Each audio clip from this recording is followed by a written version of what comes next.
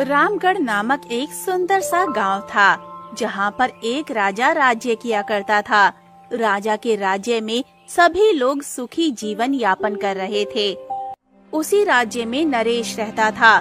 नरेश राजा के यहाँ पर माली था। नरेश के एक बेटी थी जो उसकी बहुत सेवा करती। एक दिन जब नरेश महल से लौटकर आया तो उसने देखा कि कुछ आदमी जोर जोर से चिल्ला रहे थे, जिस पर नरेश ने रामू नाम के व्यक्ति से पूछा, क्या हुआ रामू, तुम लोग किसके पीछे भाग रहे हो? अरे भैया, चोर चोरी करके भाग रहा है, उसी का पीछा कर रहे हैं। क्या चोर? रुको, मैं उसे अभी पकड़ लाता हूँ। ये कहकर नरेश भी उसके पीछे भागा, पर तब तक चोर वहाँ से भाग गया था। नरेश जब घर लौटकर आया तो उसकी बेटी रोशनी ने कहा, क्या हुआ पिताजी, आप कहाँ गए थे और ये आवाज कैसी थी? अरे बेटे, हमारे गांव में चोर आ गया है, उसी के पीछे सभी भाग रहे थे। क्या चोर आ गया? आपने उसे पकड़ा नहीं? मैंने पकड़ने की कोशिश की, पर तब तक वह भाग गया। कोई बात नहीं, अब आप सो जाइए, कल आपको महल भी जाना है। हाँ हाँ, तुमने ठीक कहा। इसके बाद नरेश सो गया। अगली सुबह नरेश उठा और महल चला गया, क्योंकि नरेश महल में एक छोटा सा माली था जो महल के बगीचों की देखभाल किया करता था। वहीं रोशनी बहुत ही होशियार लड़की थी। रोशनी की माँ का देहांत बचपन में ही हो गया था, जिसके बाद रोशनी ने सारा घर संभाला। वहीं दूसरी तरफ राजा महल में काफी परेशान बैठे हुए थे। तभी वहाँ सेनापति आया और बोला, महाराज, अभी तक उस चोर का कुछ पता नहीं लगा है। आखिर हमारे गांव में चोर कहाँ से आ गया? मुझे नहीं पता महाराज, लगता है वह किसी दूसरे राज्य से आया होगा। मुझे कुछ नहीं पता, जल्द से जल्द उस चोर को पकड़ो, वरना मुझसे बुरा कोई नहीं होगा। हाँ हाँ, आप परेशान मत होइए, हम लोग उस चोर को पकड़ने की पूरी कोशिश कर रहे हैं। ठीक है, अब तुम जाओ। वैसे हमारी राजकुमारी कहाँ है? वह नजर नहीं आ रही। राजकुमारी को तो मैंने भी सुबह से नहीं देखा है। ये सुनकर राजा थोड़े हैरान हुए। वहीं सेनापति वहाँ से चला गया। तभी वहाँ पर रानी आई, जिस पर राजा ने कहा, अरे महारानी, आप यहाँ पर? राजकुमारी कहाँ है? पता नहीं वो कहाँ है, सुबह से ही गायब है। क्या सुबह से ही गायब है? आपने उन्हें देखा नहीं? नहीं, मैंने तो नहीं देखा। शायद वो अपनी सहेलियों के साथ बगीचे में होगी। ठीक है, तुम पता करो। इसके बाद रानी राजकुमारी को ढूंढने के लिए चली गई। वहीं राजकुमारी आराम से बगीचे में थी। तभी उन्हें नरेश दिखा, जिस पर राजकुमारी ने कहा, अरे काका, आप ये किसका पेड़ लगा रहे हैं? अरे राजकुमारी जी, गुलाब तो लाल या गुलाबी ही होता है, तो इसमें उसी रंग के फूल आएंगे। क्या गुलाब के फूल? वैसे इसमें किस रंग के फूल आएंगे? अरे बेटी, क्या बताऊं, कल महल में बहुत बड़ा कांड हो गया है। तभी वहाँ पर रानी आ गई और उन्होंने कहा, अरे राजकुमारी, आप यहाँ हैं और आपके पिताजी आपको महल में ढूंढ रहे हैं। पर क्यों माँ, वो हमें क्यों ढूंढ रहे हैं? तुम्हें तो पता ही है, तुम्हारे पिताजी तुम्हारे बिना एक पल भी नहीं रह पाते। अगर तुम इधर उधर आया करो तो अपने पिता को बता दिया करो। ठीक है माँ, मैं आगे से बता कर आया करूँगी। इसके बाद राजकुमारी वहाँ से चली गई। वहीं दूसरी तरफ रोशनी खाना बनाने की तैयारी कर रही थी। जल्दी जल्दी खाना बना लो, पिताजी आने वाले होंगे। शाम होने को आ गई। वैसे आज पिताजी से कहूँगी, मुझे कुछ पैसे दे दो, बाजार जाकर सामान ले आऊंगी। तभी वहाँ पर उसके पड़ोस की चाची विमला आई और बोली, अरे बिटिया, क्या कर रही हो? कुछ नहीं चाची, खाना बनाने की तैयारी कर रही हूँ। वैसे आप बताइए। कुछ नहीं बिटिया, वैसे बिटिया, अब तो तुम्हारी शादी की उम्र हो गई है, तो तुम्हें अब शादी कर लेनी चाहिए। आपको मेरी शादी की बहुत चिंता है चाची, पर अभी मुझे बहुत कुछ करना है। मैं कुछ समझी नहीं बिटिया, क्या करने की बात कर रही हो? अरे चाची, अभी तो मुझे अपने पिता का नाम रोशन करना है, शादी तो होती रहेगी। अरे बिटिया, हम लोग गरीब हैं, हम लोग भला क्या कर सकते हैं? ऐसा कुछ नहीं है चाची, गरीब है तो क्या हुआ, भगवान ने बुद्धि तो सभी को दी है। ये सुनकर विमला ने कुछ नहीं कहा और मुस्कुराकर वहाँ से चली आई। धीरे धीरे समय गुजरा, वहीं गांव में लगातार चोरियां हो रही, जिस वजह से राजा काफी परेशान थे, क्योंकि चोर अभी तक पकड़ा नहीं गया था। वहीं दूसरी तरफ सेनापति के दिमाग में कुछ अलग ही खिचड़ी पक रही थी और उसने अपने आप से कहा, मैं राजा को कभी भी पता नहीं लगने दूंगा कि ये सब मैं ही करवा रहा हूँ। बस एक बार मैं जो चाहता हूँ वह मुझे मिल जाए, फिर मैं यहाँ से हमेशा हमेशा के लिए चला जाऊंगा। वही राजा काफी ज्यादा परेशान था, क्योंकि अभी तक चोर पकड़ा नहीं गया था। पता नहीं सेनापति और सैनिक क्या कर रहे हैं, जो एक चोर को नहीं पकड़ पा रहे। नरेश भी काफी ज्यादा परेशान था, क्योंकि अक्सर गांव में चोरियां होती रहती थी। एक रात जब नरेश लौटकर नहीं आया तो रोशनी काफी ज्यादा परेशान हुई। अरे, अभी तक पिताजी लौटकर क्यों नहीं आए? वैसे तो रोजाना शाम को ही आ जाया करते थे। उस रात रोशनी अपने पिता का इंतजार करती रही। अगली सुबह जब उसके पिताजी आए तो रोशनी ने कहा, पिताजी, आप कहाँ थे? अरे, कल राजकुमारी का कीमती हार चोरी हो गया। वही महारानी के भी बहुत सारे जेवर चोरी हो गए हैं। क्या कांड हो गया? मैं कुछ समझी नहीं। मुझे नहीं पता बेटी, पर सभी लोग यह कह रहे हैं कि जो गांव में चोरी कर रहा है उसी ने महल में भी चोरी की है।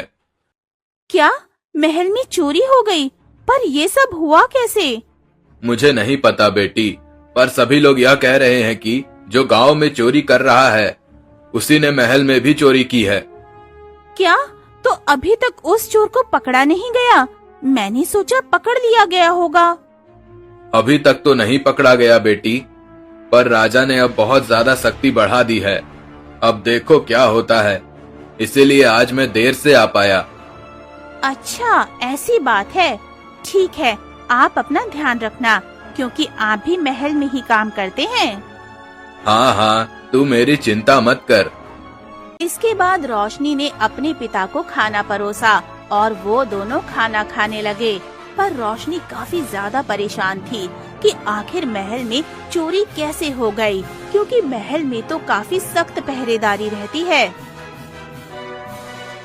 मुझे तो कुछ समझ नहीं आ रहा कि आखिर चक्कर क्या है। इतने सैनिक होने के बाद भी चोरी कैसे हो सकती है? वहीं दूसरी तरफ राजा रानी काफी ज्यादा परेशान थे। राजा ने अपने सारे दास दासियों को बुलाया और उनसे कहा, आज से कोई भी महल के बाहर नहीं जाएगा जब तक चोर पकड़ा नहीं जा रहा। ये सुनकर सभी काफी ज्यादा परेशान हो गए, जिस पर सेनापति ने कहा, पर क्यों महाराज? क्योंकि मुझे ऐसा लग रहा है कोई महल से ही मिला हुआ है। यह आप क्या कह रहे हैं महाराज? भला महल से कौन मिला हो सकता है? ऐसा दुस्साहस किसमें है यह तो मुझे नहीं पता, पर मुझे ऐसा लग रहा है कि महल से ही कोई मिला हुआ है, तभी तो अभी तक चोर पकड़ा नहीं गया। और अब जब तक चोर पकड़ा नहीं जा रहा तब तक कोई कहीं नहीं जाएगा। ये सुनकर सेनापति काफी ज्यादा परेशान हुआ और उसने अपना दिमाग चलाया। तभी उसे याद आया कि माली नरेश तो घर गया था और उसने राजा से कहा,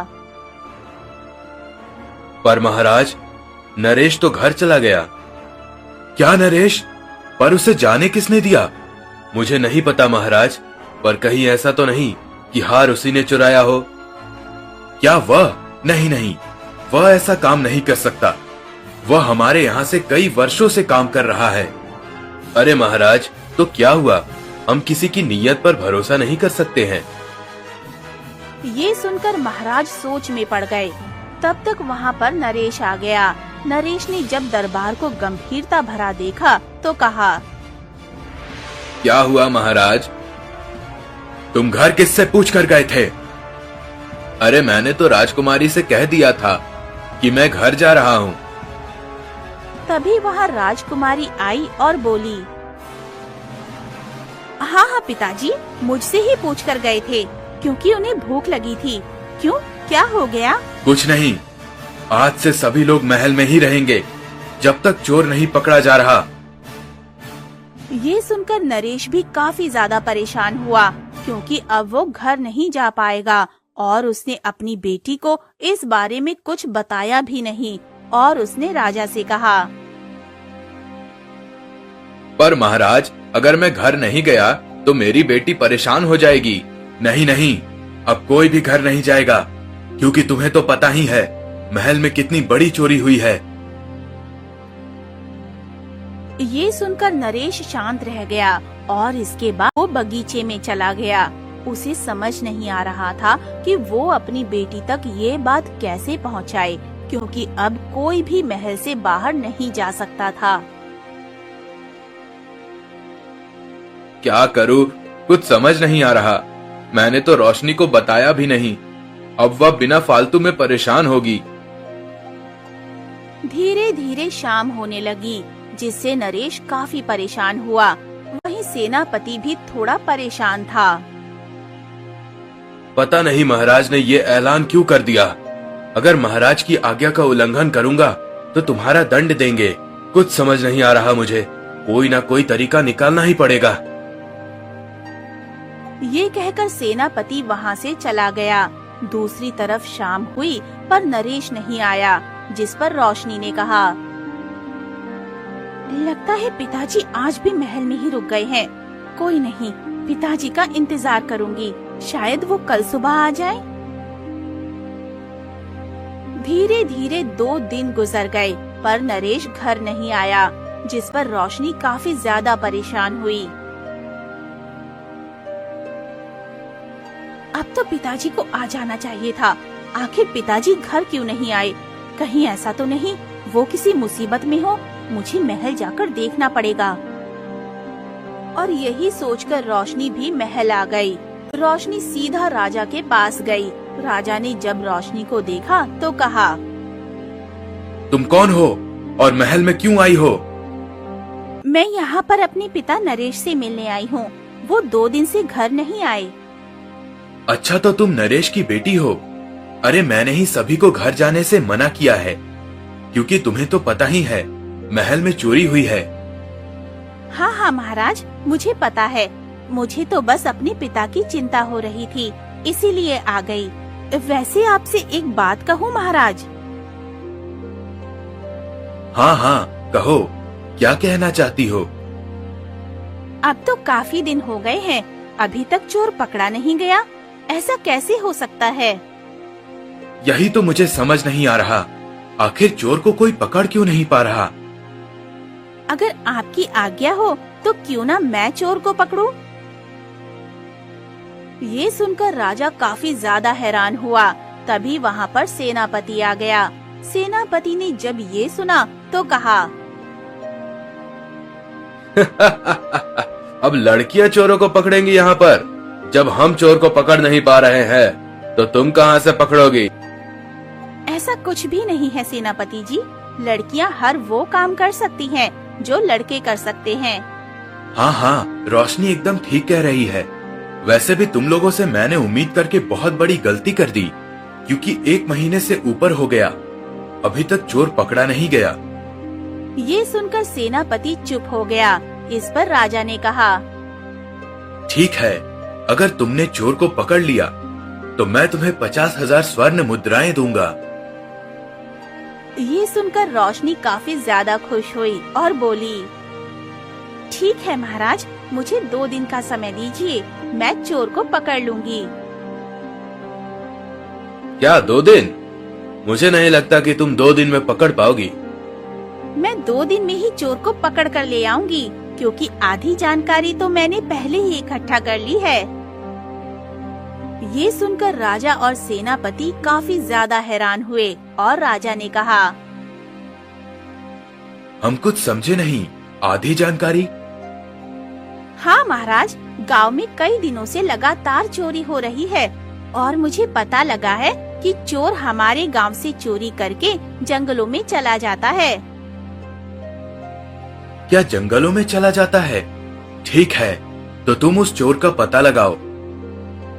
ये सुनकर रोशनी वहाँ से चली गई, जिस पर सेनापति काफी परेशान हुआ और उसने कहा, आप कहे तो मैं भी इसके पीछे जाऊं? नहीं नहीं, तुम्हें कहीं भी जाने की जरूरत नहीं है। तुम यहीं महल में रहो, समझे? और चोर का इसी महल में पता लगाओ। पर महाराज, महल में रहकर भला चोर का पता मैं कैसे लगा पाऊंगा? मुझे कुछ नहीं पता। अब जो कुछ करेगी वह लड़की करेगी।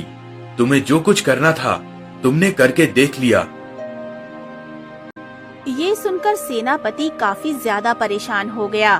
वहीं रोशनी जंगल में आ गई। जंगल में आने के बाद वो इधर उधर देखने लगी। तभी उसे एक बड़ी सी गुफा दिखाई दी और वो उसी गुफा के अंदर चली आई, जहाँ पर चोरी किया हुआ सामान रखा गया था। अच्छा, तो चोर यहीं पर सामान रखता है, पर यहाँ पर तो गांव वालों का सामान है। महाराज के महल से चोरी हुआ सामान कहाँ है? रोशनी उसी सामान में राजकुमारी का हार और रानी के जेवर ढूंढने लगी, पर उसे वहाँ पर वो नहीं मिले, जिस पर उसने कहा, लगता है चोर ने उन्हें कहीं और रखा है। मुझे चोर को पकड़कर उससे पूछना पड़ेगा। तभी उसे किसी के पैर की आहट सुनाई दी। उसे पता लग गया कि चोर गुफा में आ रहा है और वो एक पत्थर के पीछे छुप गई। चोर जब वहाँ आया तो उसने देखा बहुत सारा सामान इधर उधर बिखरा हुआ था, जिस पर उसने कहा, अरे यह सामान इधर उधर कैसे हो गया? मुझे ऐसा क्यों लग रहा है जैसे यहाँ कोई आया हो। कहीं ऐसा तो नहीं सैनिक यहाँ आए हो? मुझे अपना अड्डा बदलना पड़ेगा। कौन हो तुम और मुझे इस तरह क्यों बांध दिया? क्योंकि मुझे पता करना है महारानी का हार और राजकुमारी का हार कहाँ है। क्या हार? यह तुम क्या कह रही हो? मुझे नहीं पता। क्या तुम्हें नहीं पता? पर ऐसा कैसे हो सकता है? तुम ही तो गांव में चोरी कर रहे हो और तुम्हारे पास ही सारा चोरी का सामान है। हाँ हाँ, मैं गांव में चोरी कर रहा हूँ, पर मैंने महल में चोरी नहीं की है। मैं तुम्हारी बातों पर कैसे यकीन करूं कि तुमने महल में चोरी नहीं की है? सच सच बताओ, वरना मुझसे बुरा कोई नहीं होगा। ये सुनकर चोर काफी ज्यादा परेशान हुआ, पर वो एक ही बात कहता रहा, जिससे रोशनी भी काफी परेशान थी। वहीं महल में जब नरेश को ये बात पता लगी तो वो भी काफी ज्यादा परेशान हुआ। अरे नहीं, रोशनी ने यह क्या कह दिया? जिस चोर को सेनापति और सैनिक नहीं पकड़ पाए, उस चोर को मेरी बेटी क्या पकड़ पाएगी? हे भगवान, मेरी बेटी की रक्षा करना।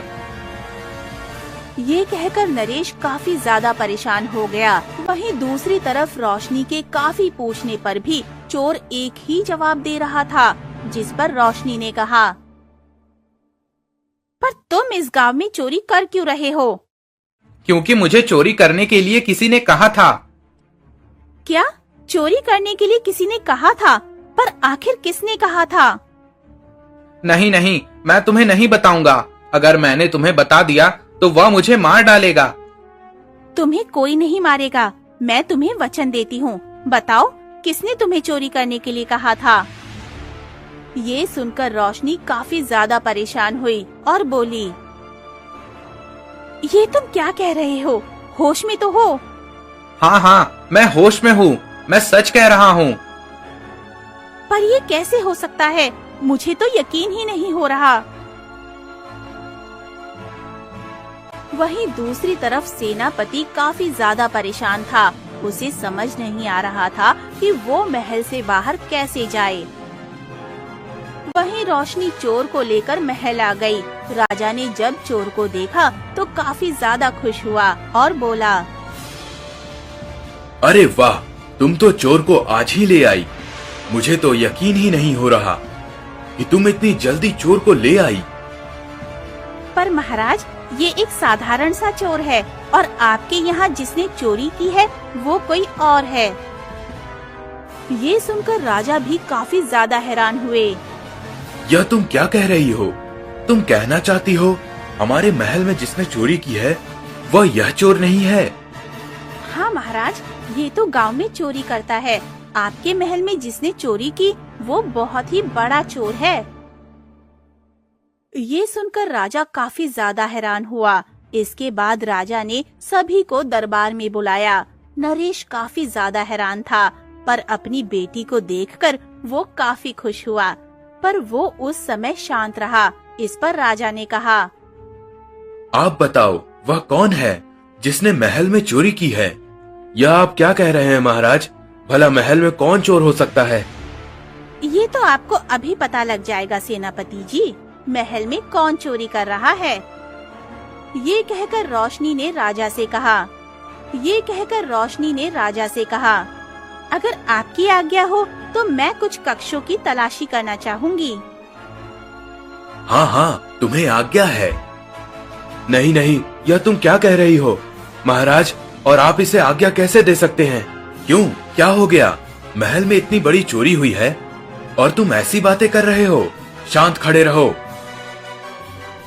ये सुनकर सेनापति काफी ज्यादा परेशान हो गया। उसे कुछ समझ नहीं आ रहा था कि वो आखिर क्या करे, और मौका पाकर उसने भागने की कोशिश की, पर वो बुरी तरह हैरान हो गया क्योंकि उसके सामने रोशनी खड़ी थी और उसने उसे पकड़ लिया।